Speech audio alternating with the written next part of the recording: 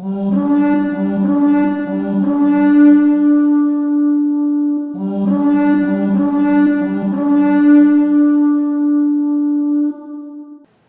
my brothers and sisters of the Order, welcome back to the Order. I'm Celtic Templar, and welcome back to another Celtic History Month.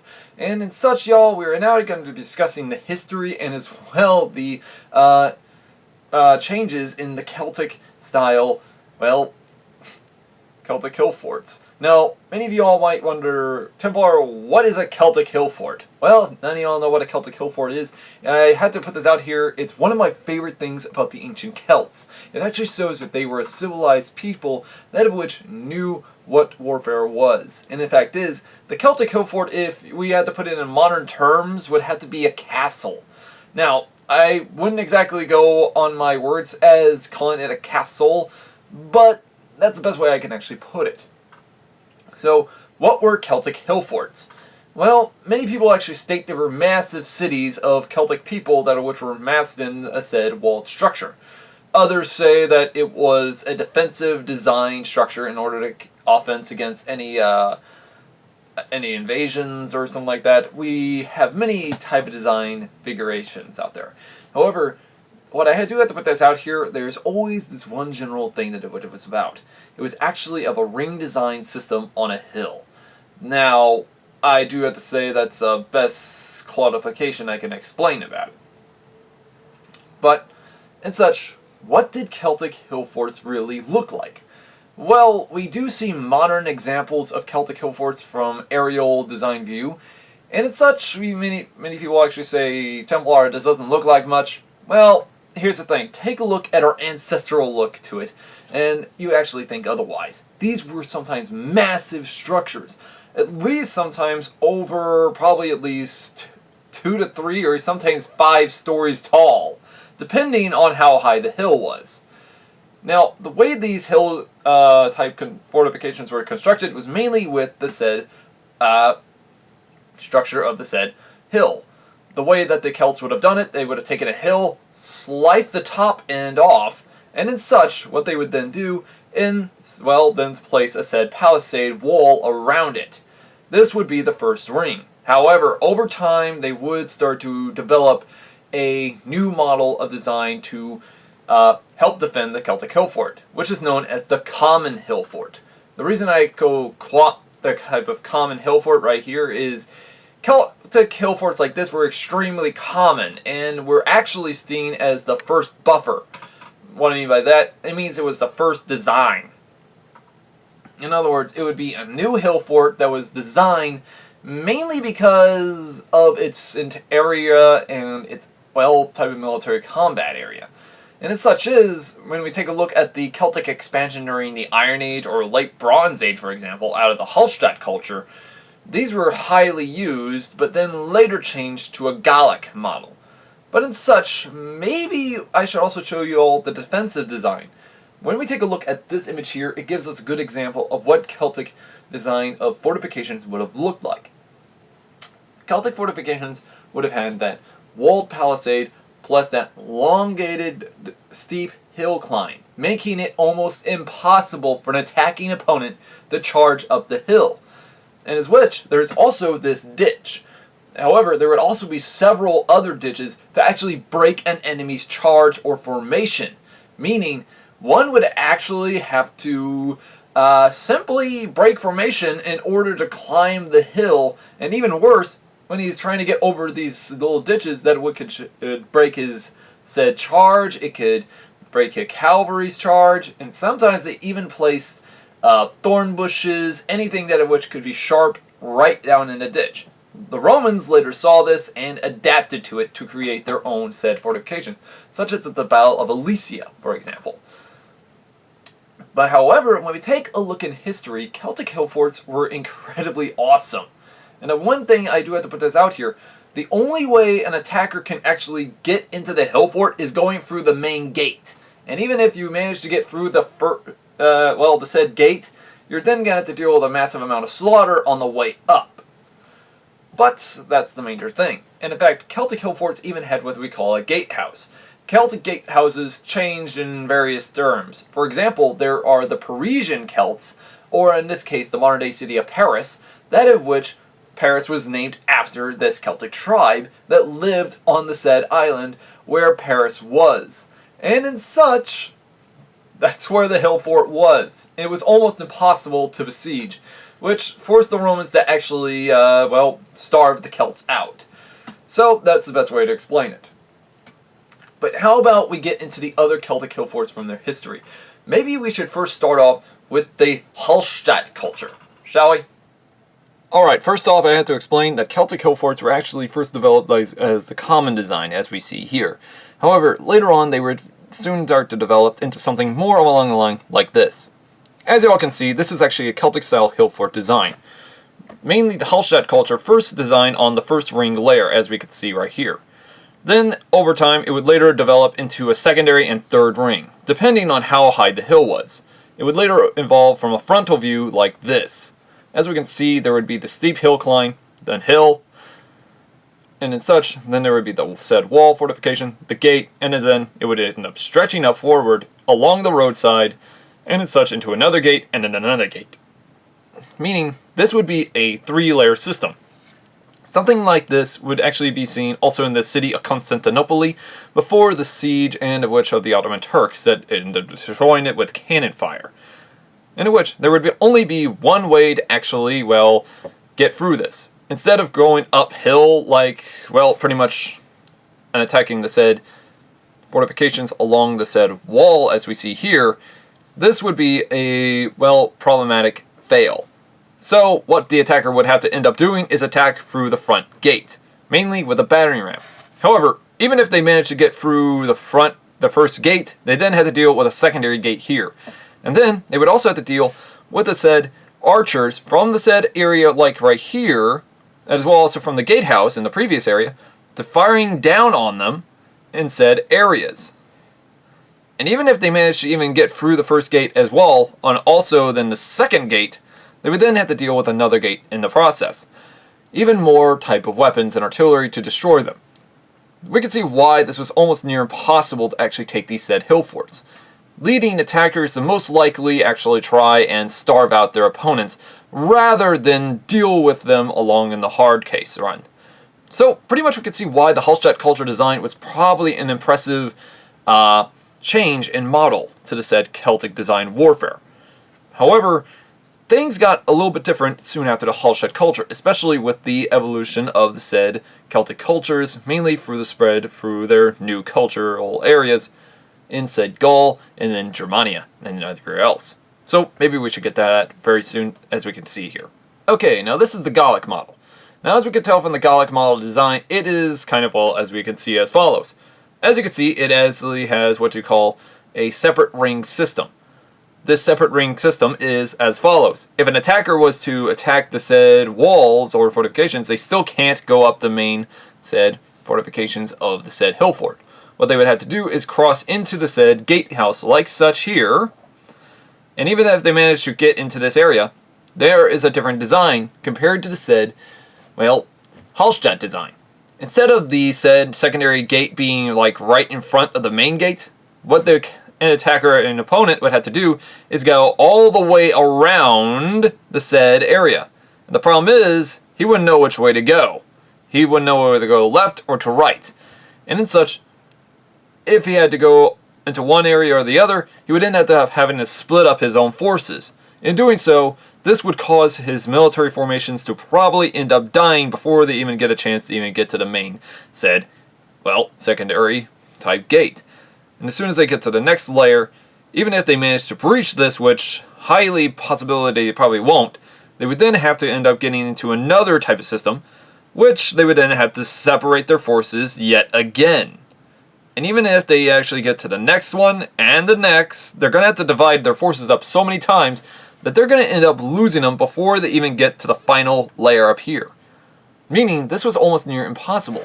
In fact, as we could tell from this design, the Celtic hill forts would have actually, like this in Gaul, would have been able to defend against said attackers incredibly quickly and more efficiently.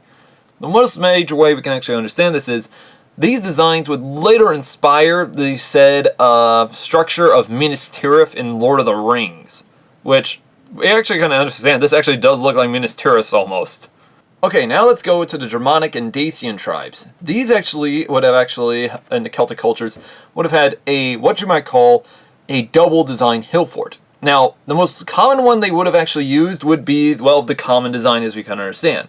However, some designs were like this, and which were extremely rare, but were very few in number. What they would have actually done, instead of creating one circular style hill fort, like we saw with the Gauls, and as well the Hallstatt culture, they would have actually, well, separated the two and created a separate hill fort design. Meaning, in order to take something like this, as we can understand, from aerial view, an attacker would have to, pretty much, if they were going to enter one said gate, they would have to separate their forces, yet again. And even if they managed to even take the long one, they're going to end up dying along the way. So their short one would end up taking them somewhere else. However, they would then have to actually take a secondary hill fort here, and as well push their advantage forward. Problem is, if they could not take this way forward, they would end up dying off along the way. Meaning, this narrow area here was a major kill zone. So their major objective was to actually take this said secondary hill fort, which was actually the smallest one. Problem is, as soon as they would take this hill fort here, they would then have to deal with the second big one, that which is now raining down said artillery on that position. Meaning, your attacker is just going to end up dying along the way. And each type of design, it's still identical to the said Celtic hill forts of Gaul. Major reason why is because, one, the gatehouses are on the separate side. This would actually cause enemy and combatants to actually rethink their strategy in order to actually try and take these said hill forts. In fact, these designs were only mostly seen in either Germania or in Dacia. And in such, these can actually be, well, seen either north of the Rhine or as well north of the Danube. So it's a good example of where these are probably located. Problem is, with modern day erosion, most of the time we don't even find any of these anymore. Okay, y'all, now let's get into this type of model. This one actually is what we would call the, well, the civilized design, as the Romans put it. The Romans actually stated that this is actually near identical to a Mycenaean or Greek design culture. Reason because it's kind of stated that the Celts might have actually designed this off of old structures, mainly that in parts of, well, Greece. And as such, it would later also be seen in the Balkans, Greece, Turkey, and northern Italy. Yes, I also said Turkey because the Celts did occupy Turkey at one point. Well, an area in Turkey anyways. And as such, create their own kingdom there. However, it was later conquered by the Romans. But we'll get that at some other time. As we understand with this design of Celtic hill fort, these designs were actually simply as follows. First would start off with the said first layer as the common design was. The common design would then evolve over time. Mainly, if the population was to say grow, for example, then the said hill fort would evolve with it, as we can see right here. And in fact, the more and more this population would grow, the bigger the wall would get around it. And as which, outside Celtic hill forts would be farmland and such, that of which would feed the population. So, and such, this was technically a walled city if we can understand it. So, the Romans got that one point correct about this. However, was this defensible? Yes and no. For one major reason, this actually allowed easy access for big armies to march forward. Meaning, if it was the Roman military legions, the Romans could have easily taken this said area, like right here, wiped out the small population down, the bigger population down here, then made their way across, and in such, try and attack through the said main gatehouse. Even though they could actually lose troops along the way, they would then have to deal with the fact of taking another city and another part of the city layer by layer and taking more and breaking down the morale of the said defenders. So much so that defense and as well food stocks would probably shorten over time. Okay, here's the final drawing design that I made. I know I'm not the best of drawers, but this is actually what is one of my favorites, I think, and it's called the Britannic Design. This is actually what we would call the spiral hill fort. These were actually seen in parts of Iberia and Britannia. These designs evolved from the common design Celtic hill forts as we understand. However, they would later evolve into this model. Now, why the Iberians didn't design theirs like the Gallic design is a little bit of a mystery, but the, well, Britannic design could be a good example. In fact, the Britannic design, as we can understand, has this beautiful design, a spiral feature. As we can see here, it would be impossible to take. Now, let's take a look at this design right here. Before Julius Caesar invasion, it's actually stated that, well, the Celtic hill forts would have probably been something like this. However, during the time of the Claudian invasion, Claudius Caesar actually described that the Celtic hill forts were of different design and origin. In other words, they looked something like this, with a said secondary design gate, or what they call a trap gate. I'll get to that very soon. First, let's take a look at this Celtic hill fort. Now, when it comes to the spiral design, if an attacker was to attack the main gatehouse, he would then have to deal with said attackers attacking him from the said above and the front. Even if they managed to take this said gatehouse here, they would then have to make their way through a said town, and as such, they're being attacked from above, and above, and above. Then there would be another gate. They would still be raining shower of weapons down upon them. Now, many people would start saying, but Templar, why don't they just go up the said steep hill? That's the thing, it's a steep hill. You can't exactly get your siege weapons up in that type of position, especially with the fact of the said, well, ditches I had just explained earlier. But the thing is, as soon as they get through this gatehouse, then they're going to have to try and conquer the next gate, and the next, and into another town, and all the way up. Problem is, Romans actually stated that these would be so dangerous that they would rather not face these type of hill forts. However, by the time of the Claudius Caesar invasion, Claudius Caesar actually stated that there was a new design. That was with this trap design door. What this was actually meant for was to be the following. If the attacker managed to break his way through each one of these said gates, he would end up having to divide his forces. One to attack the major gate here, the other to move along this little narrow causeway, and this narrow causeway would be a dangerous part for the said Roman attackers. How so? The attackers would end up getting showered by missiles over on the other wall. This wall would end up making a blanket of curtain, and in fact, this would actually force a said attacker to move only one abreast, meaning one soldier in the area. In other words, it was only wide for about 1 or 2 soldiers. Almost impossible for the said attacker to attack through. However, what about this small gatehouse here? I'm glad you asked. If the end attackers would actually, well, break through this wall, guess what? They would get stopped at a dead end. This dead end would end up being a, well, what we would call a type of design of, well, dead end. It would be made out of wood or stone at the very end. It would be a ditch, downward. In other words, a downward sloping ditch, as we can understand. In fact, the Romans wouldn't actually understand if they were going down or up. It's the problem. In other words, one ramp would go, well, one way, the other ramp would go the other way. Let me put this in an imagery right here.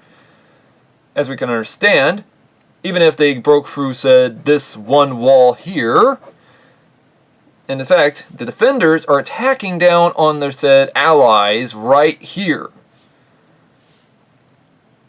They were going the regular road, or in this case, the regular pathway.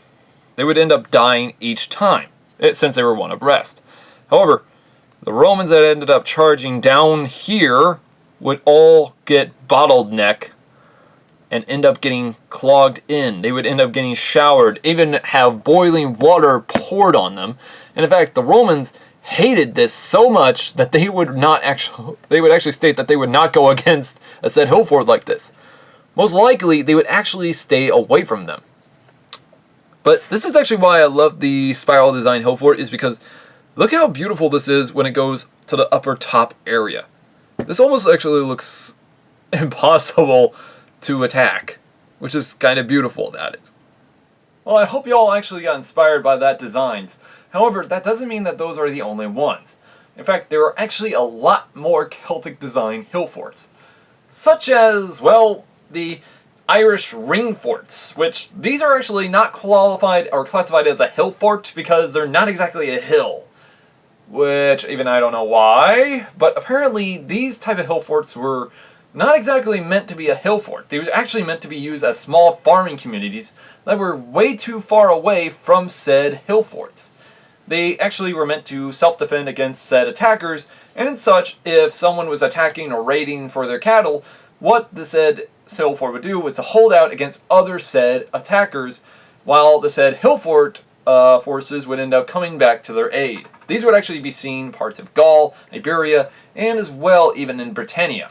However, they're most commonly seen in Ireland, Scotland, and Wales because they lived so long outside of the Roman form of influence. Design of like this was actually kind of awesome entirely. These designs were most likely, well, as this design follows. Sometimes they were actually of a dug-in ditch, sometimes they were raised up walls, but what they always came up to was this design.